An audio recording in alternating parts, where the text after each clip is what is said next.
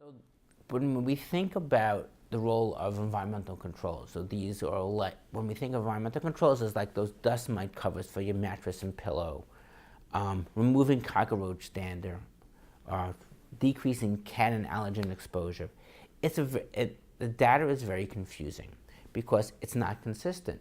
Because when you look at it, when we looked at dust mites in a lot of the studies, the control group had done most of the environmental controls already.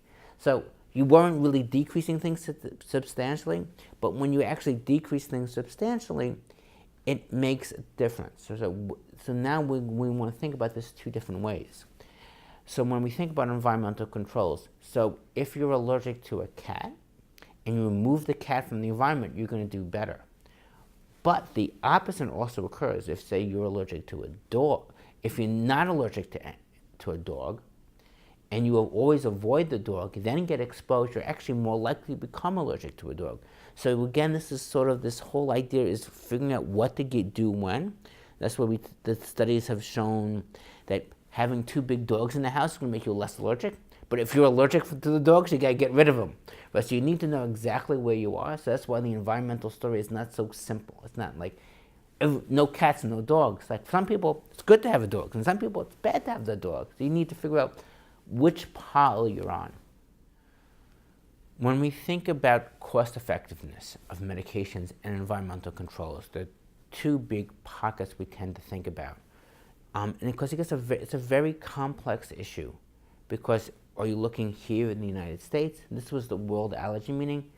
It's a completely different answer if you're looking in a poor area of Africa, or you're comparing it to Europe, or you're looking in Southeast Asia, or you're looking in Taiwan, or China, or Singapore, or Brazil. So every area has different cost effectiveness issues.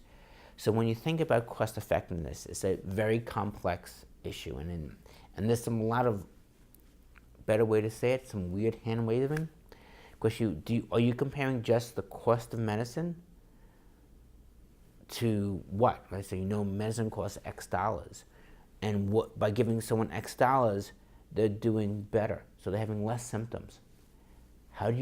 What's the cost effectiveness of making people feel better, right?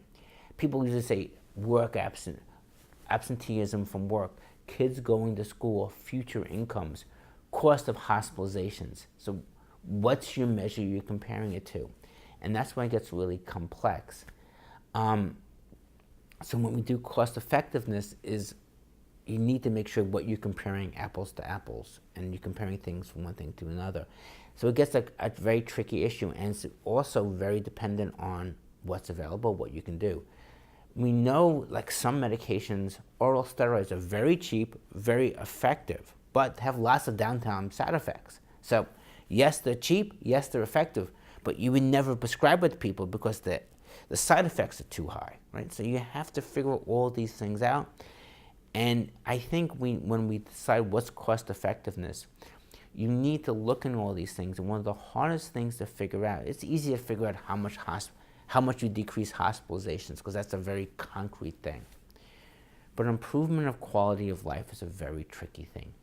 How much is it worth for society to make someone feel better every day, not cough, not sneeze, not itch, not have a rash, have a more productive life?